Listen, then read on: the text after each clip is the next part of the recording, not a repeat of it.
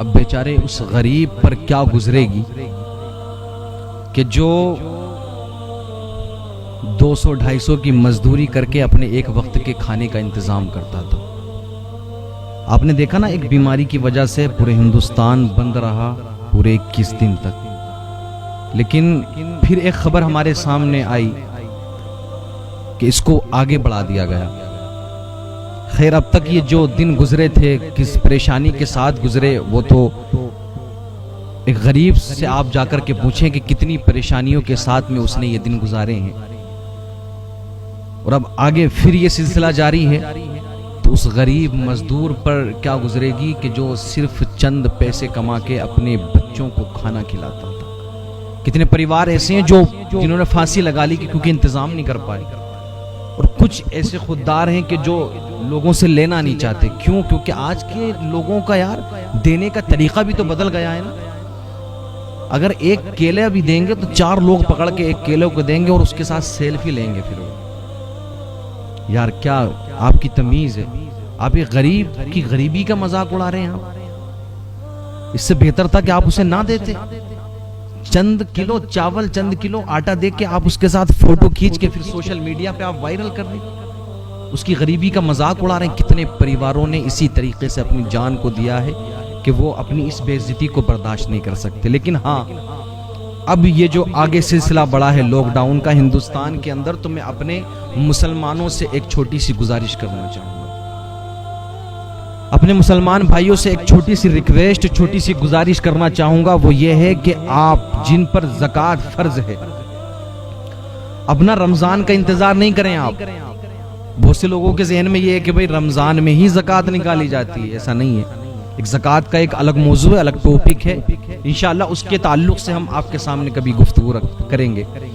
لیکن اب جو لوگ جن پر زکوٰۃ فرض ہے نا، اپنی حساب لگائیں مال کا، اور جو آپ کے آس پاس غریب ہیں، آپ کے رشتہ دار ہیں، جن کے پاس کوئی بھی سامان نہیں ہے کھانے پینے کا، اور کوئی ایسا راستہ نہیں ہے کمائی کا، کیونکہ سارے راستے بند ہو گئے، اب تو کوئی کمائی کا ذریعہ نہیں، تو آپ اپنی زکوٰۃ کا حساب لگائیں اور غریبوں کی مدد کریں۔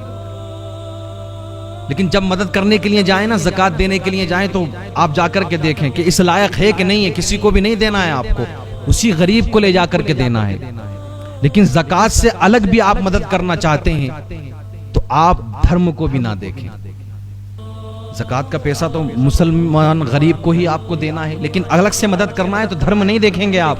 اگر آپ کا پڑوسی ہندو ہے تو آپ کو اس کی بھی مدد کرنا ہے۔ آپ کا پڑوسی کسی بھی مذہب سے تعلق رکھنے والا ہے نا، تو آپ کو اس کی بھی مدد کرنا ہے۔ لیکن خدا را فوٹو نہیں کھینچنا ہے، سیلفی نہیں لینا ہے، یہ کہیں سے کہیں تک جائز نہیں ہے۔ دیکھیں، آپ کو میں بتاؤں، قیامت کے دن 3 لوگوں کو پیش کیا جائے گا نا، اس میں سے ایک مالدار بھی ہوگا جسے سخی کہتے ہیں، وہ پھر پیش کیا جائے گا رب کی بارگاہ میں نا اس کو، تو پھر میرا رب اس سے ارشاد فرمائے گا، یہ بتا کہ تو نے کیا کیا؟ میں نے تجھے اتنا مال دیا تھا، اتنے مال و دولت سے تجھے نوازا تھا نا، تو نے کیا کیا؟ وہ کہے گا، اے اللہ، میں نے تیری مخلوق میں پیسہ خرچ کیا، مسجدوں میں پیسے دیے، غریبوں کو پیسے دیے، اور خوب مدد کی میں نے غریبوں کی۔ اللہ رب العزت فرشتوں کو حکم دے گا کہ یہ جھوٹا ہے، اسے لے جا کر کے جہنم میں پھینک دو۔ پوچھا جائے گا کہ کیوں؟ اس نے تو ایسا کیا تھا، آخر اس کو کیوں جہنم میں ڈالا جا رہا ہے؟ تو میرا رب ارشاد فرمائے گا کہ یقیناً اس نے غریبوں کی ضرور مدد کی ہے، مسجد مدرسوں میں ضرور اس نے پیسہ دیا، میری راہ میں اس نے پیسہ خرچ کیا ہے، لیکن اس کا مقصد صرف اور صرف یہی تھا کہ لوگ اسے مالدار کہیں، لوگ اسے سخی کہیں، لوگ اسے بہت زیادہ مالدار کہیں۔ تو خدا کے لیے آپ کسی کی بھی مدد کرنے کے لیے جائیں تو یار فوٹو نہ کھینچے، سیلفی نہ لیں، اس غریب پر کیا گزرے گی آپ دیکھیں۔ لیکن ہاں، آپ نے 1 لاکھ روپے فوٹو کھینچ کر کے دیے، اور 1 روپیہ صرف بغیر فوٹو کھینچے دیا رب کی رضا کے لیے، کیونکہ میرے رب کا بھی حکم ہے کہ تم اگر اللہ کی مخلوق پر رحم کرو گے تو اللہ رب العزت تم پر رحم فرمائے گا۔ کرو مہربانی تم اہل زمین پر، خدا مہربان ہوگا عرش بری۔